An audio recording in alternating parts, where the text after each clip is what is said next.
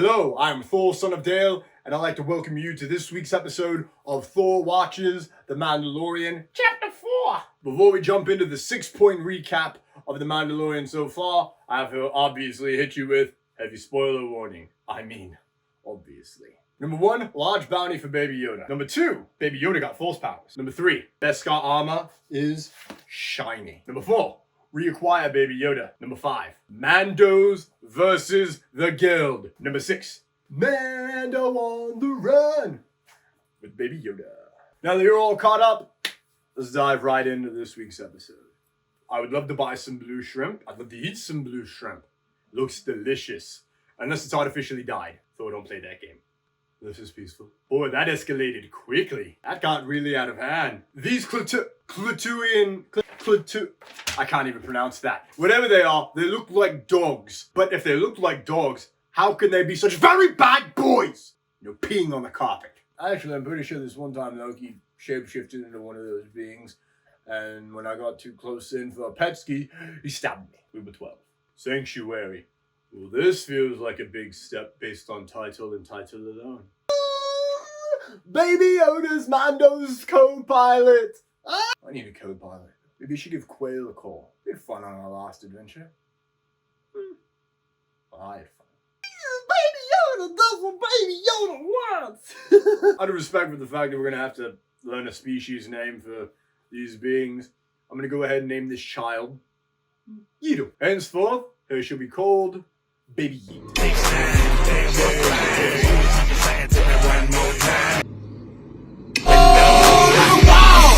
You know, I wouldn't leave Baby Yeet there in the pilot's chair. It would be unwise to leave a child anywhere near a running vehicle. Sorry, Mom. You know, the interaction between Mando and Baby Yeet is amazing, considering that one of them doesn't even talk. I'm going to go ahead and give big props to Bryce Dallas Howard for directing this episode and getting that tone across. Big fan, my lady. Oh, another bar! Look at Baby Yeet walking on his own. He's got a cool name now. Oh my god, it's an oath cat! It's an oath cat! I'm a huge fan of Rebels, so seeing them possibly be tied in gets me super hype. I have so many fan theories for this one scene alone and what it can produce with Rebels and The Mandalorian, but you can find that at the end of the episode where it belongs. Because if I went into them now, we'd have to pause. Ain't nobody got time for that. I do not understand any of these food and / or beverages, and I don't believe I want to try any of them, madam. Side note, how much did Mando pay for the lady to watch him? Because I'd do that job for free. I think we all would. I've spoken. Oh, so that bounty hunter chick just skipped on out of here? I see. No morals in the bounty game. Didn't Mando break the rules? We'll ignore that. She is a beast! She wrecked you, Mando! She wrecked you, fool! I have to say I'm a big fan of Gina Carino.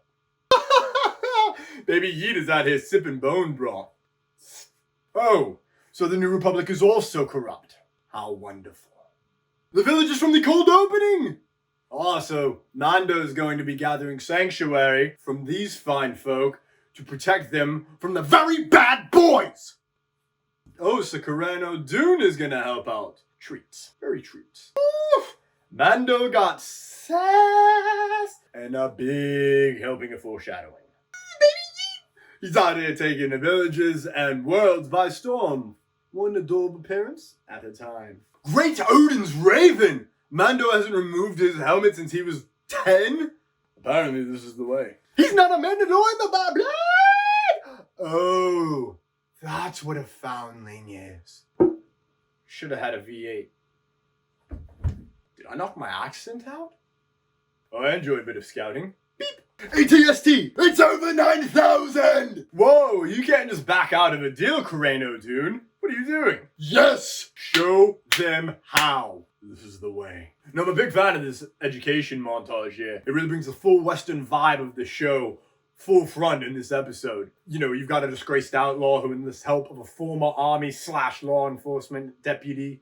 And together, they're going to protect a village and teach the villagers how to protect themselves from outlaws. And now it's time to provoke the very bad boys! Don't you pee on this carpet.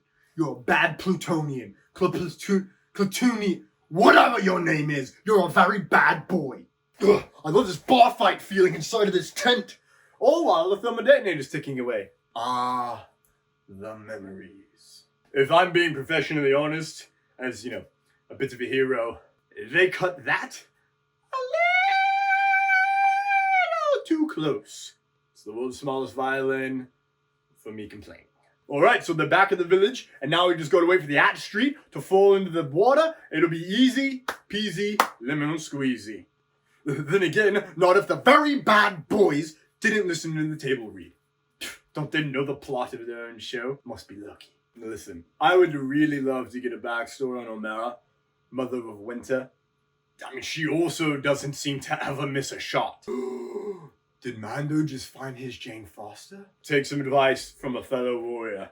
Get her her own weapon. Otherwise, she'll always be jealous of yours. Oh, God.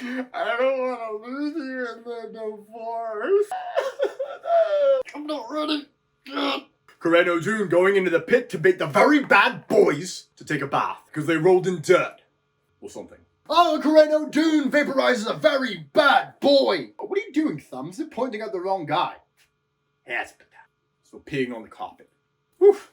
Mando loves those thermal detonators. I'll have 12. Oh, they did it. Oh, Frog, Baby Yeet's gotta eat. That was so adorable. Baby Yeet gave in to peer pressure. TSA. Full service announcement. Don't give in to peer pressure.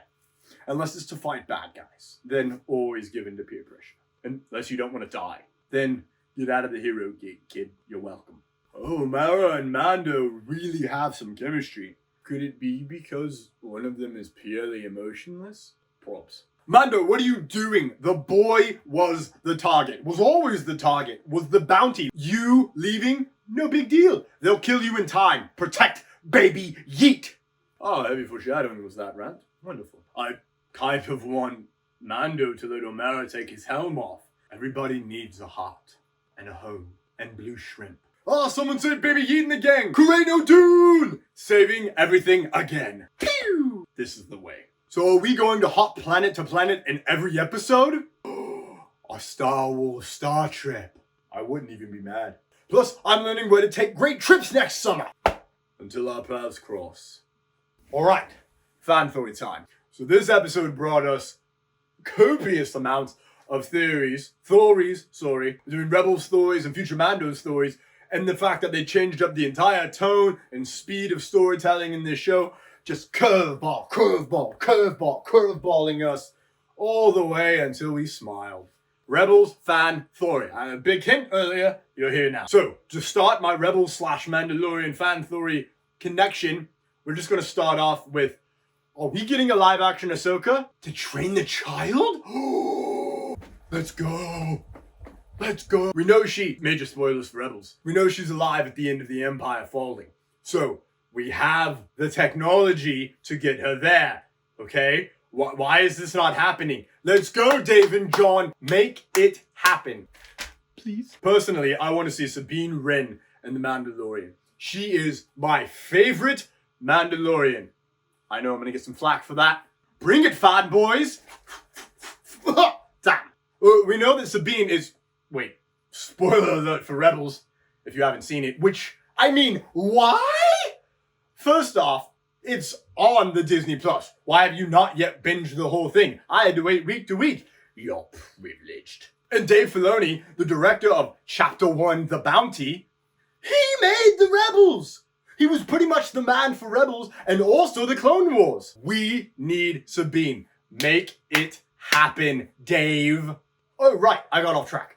We know Sabine is alive after the fall of the Empire. She's out looking for, again, spoiler alert, Ezra. Because he may be dead, he may not be dead. I don't know. Mando Thor is about the future. We need to backtrack a little bit. The Doctor, I've had time to think, is the Doctor from Kamino? Second off, is this really a baby of Yoda's species, or is it a clone of old regular Yoda? He's about 50 years old, so he'd be born about the same time as Anakin. When the clones were being created, he would be about 10, so no, I have to go with probably not Yoda, based on born date versus creation date. So if not, do they want to clone the baby? Oh my gods. Can they clone force powers?